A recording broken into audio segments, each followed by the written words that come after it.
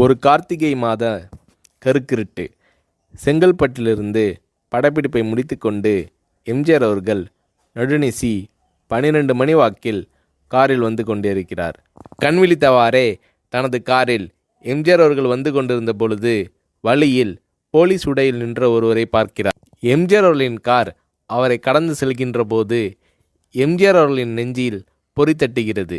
ஆள் நடமாட்டமே இல்லாத இந்த அர்த்த ராத்திரியில் அந்த போலீஸ்காரர் பஸ்ஸுக்காக காத்து நிற்கிறார் என்பதை எம்ஜிஆர் அவர்கள் புரிந்து கொள்கிறார்.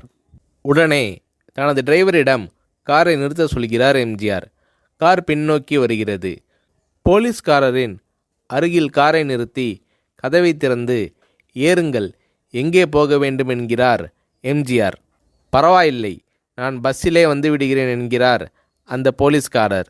நேரமாகிவிட்டது, இனி இந்த ரூட்டில் பஸ் கிடையாது, ஏறிக்கொள்ளுங்கள் என்று எம்ஜிஆர் அவர்கள் வலுக்கட்டாயம் செய்ய போலீஸ்காரர் வேண்டா வெறுப்பாக ஏறுகிறார்.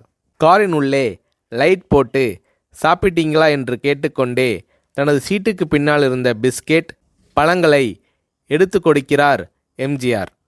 இப்படி ஓசியில் பயணம் செய்வதே எனக்கு உடன்பாடில்லை. இன்னும் நீங்கள் உண்ண சொல்லி வேறு என்னை இழிவுபடுத்தாதீர்கள் என்று போலீஸ்காரர் மறுக்கிறார். எம்ஜிஆர் அவர்கள் பூரிக்கிறார். இருப்பவனிலிருந்து இல்லாதவன் வரை படித்து பதவியில் இருக்கும் எத்தனையோ பேர் எனக்கு அது வேண்டும் இது வேண்டும் என்று எம்ஜிஆர் அவர்களிடம் வேண்டியதை பெற்று செல்கிறார்கள். ஆனால் சாதாரண பொறுப்பில் இருக்கும் இந்த போலீஸ்காரரின் நேர்மை எம்ஜிஆர் அவர்களை மெய்சிலிர்க்க வைத்துவிட்டது. எம்ஜிஆர் அவர்களின் கார் கத தூரத்தில் வந்து கொண்டிருந்தாலும் காரின் நிறத்தையும் ஒளியையும் மனம் கமலும் ஓடிக்கான் வாசனையையும் வைத்து இது எம்ஜிஆர் அவர்களின் கார் என்றும் கார் சென்ற தடத்தை தொட்டு வணங்குகின்ற அளவுக்கு புகழுடன் திகழ்ந்த நேரம் அது. அரை மணி நேரம் கார் சென்று கொண்டிருக்கிறது. ஆனால் அதுவரை எம்ஜிஆர் அவர்களை பற்றி பெரிதாக போற்றி புகழ்ந்து பேசாமல் அந்த போலீஸ்காரர் வந்ததே புரட்சித் தலைவர் எம்ஜிஆர் அவர்களுக்கு அந்த போலீஸ்காரர் மீது மரியாதையை கூடுதலாக்கியது. நான் தான் எம்ஜிஆர் என்கிறார் எம்ஜிஆர். கேள்விப்பட்டிருக்கிறேன் என்கிறார் அந்த போலீஸ்காரர். பொன்மனச்செம்மல் எம்ஜிஆர் அவர்களின் முகத்தில் கோபம் இல்லை, பதிலுக்கு பொன்முறுவல் மலர்கிறது. என் படங்களை பார்த்து இருக்கிறீர்களா என்று கேட்கிறார் எம்ஜிஆர். நான் சினிமாவே பார்ப்பதில்லை என்கிறார் அந்த போலீஸ்காரர். புரட்சித் தலைவர் எம்ஜிஆர் அவர்கள் இன்னும் பிரமிக்கிறார். இப்போது கார் சத்தத்தை தவிர ஒரே நிசப்தம். போலீஸ்காரர் தனது வீட்டிற்கு 1/2 கிலோமீட்டர் தூரத்திற்கு முன்பே காரை நிறுத்த சொல்லி இங்கேயே இறங்கிக் கொள்கிறேன் என்கிறார்.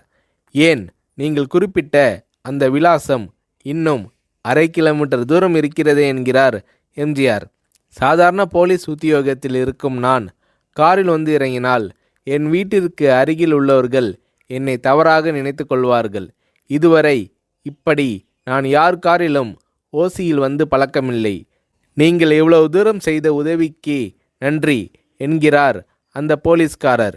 புரட்சித் தலைவர் எம்ஜிஆர் அவர்கள் அதற்கு மேல் எதுவும் பேசவில்லை. அவர் எந்த போலீஸ் ஸ்டேஷனில் பணிபுரிகிறார் என்பதை மட்டும் கேட்டு தெரிந்து கொண்டு கிளம்புகிறார்.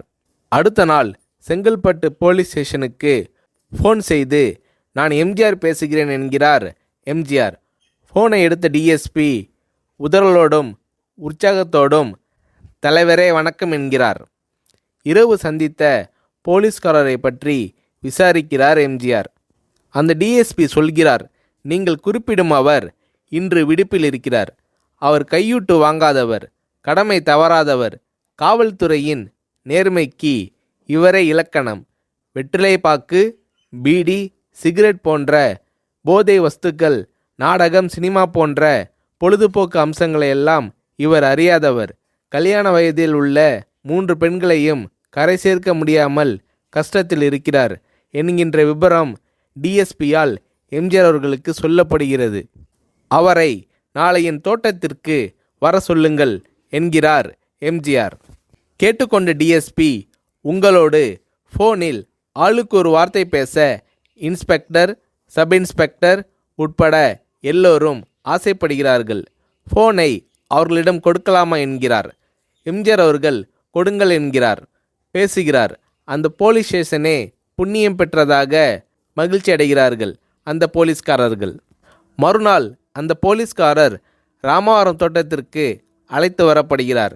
அவரிடம் பேப்பரில் மடித்த பெரிய பணக்கட்டை கொடுத்து, இதை வைத்து உங்கள் பெண்களின் கல்யாணத்தை நடத்துங்கள் என்கிறார் எம்ஜிஆர்.